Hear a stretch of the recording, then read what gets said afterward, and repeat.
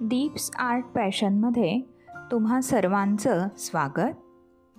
आजच्या व्लॉगमध्ये करूयात गोवरीवर किंवा कोळशावर धूप करतानाची धुपाची पावडर. यात कोणतंही मी केमिकल वापरलेलं नाही.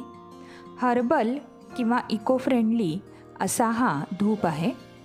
यामुळे घरात एक उबदार, प्रसन्न आणि होमासारखा गंध असलेलं डासप्रतिबंधक असं वातावरण तयार होतं. तर साहित्य पाहूयात. ओवा. या साहित्याचं असं एक ठराविक काही प्रमाण नाही. तुमच्या आवडीप्रमाणे या साहित्याचं प्रमाण तुम्ही कमी जास्त करू शकता. शोपा,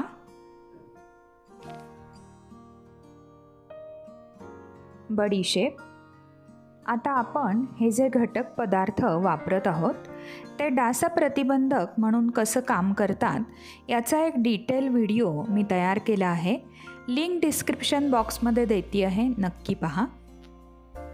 आपण घेतलं आहे चक्री फूल, लवंगा, दालचिनी,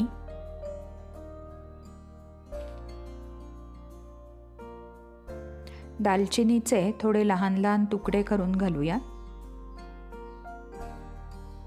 त्यानंतर मिरे,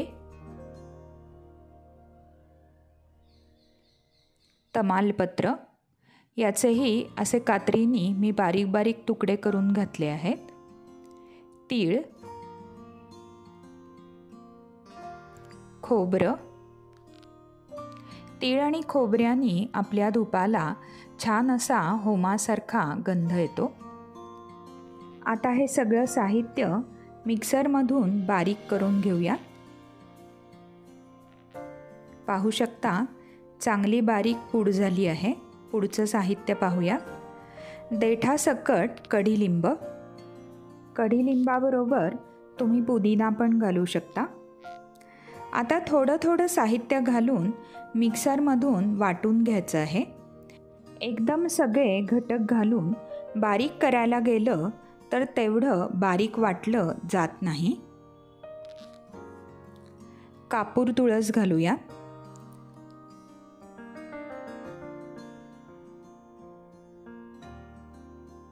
आता परत मिक्सरमधून बारीक वाटून घेऊया. पाहू शकता.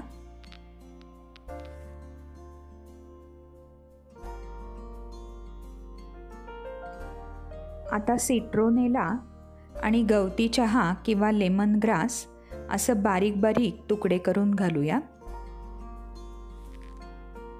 या धूपात सिट्रोनेला आणि लेमन ग्रास हे अतिशय महत्त्वाचे घटक आहेत. आता तुम्ही पाहत असाल की सिट्रोनेला ऑइल किंवा लेमन ग्रास ऑइल न घालता याची पानंच आपण आपल्या या धुपाच्या पावडरीत घालतो आहे.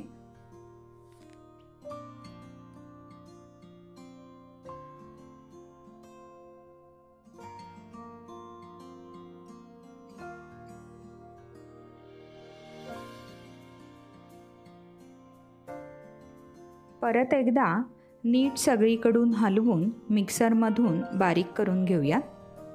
लेमन ग्रास आणि सिट्रोनेलाची पानं तितकी बारीक वाटली जात नाहीत.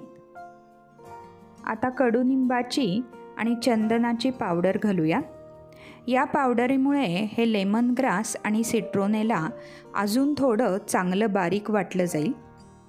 कडुनिंबाच्या पावडरीऐवजी तुम्ही पाला वापरला तर जास्त चांगलं. पाहू शकता मगापेक्षा थोडं अजून जास्त बारीक वाटलं गेलं आहे.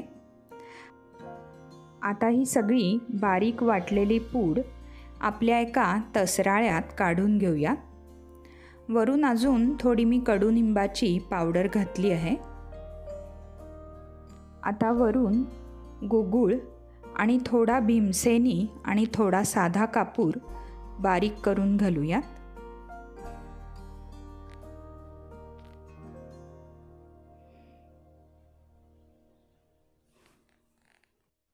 सगळीकडून नीट हलवून घेऊन 2 ते 3 चमचे मी इथे गाईचं तूप घातलं आहे. सगळं साहित्य नीट एकत्र करून घेऊया.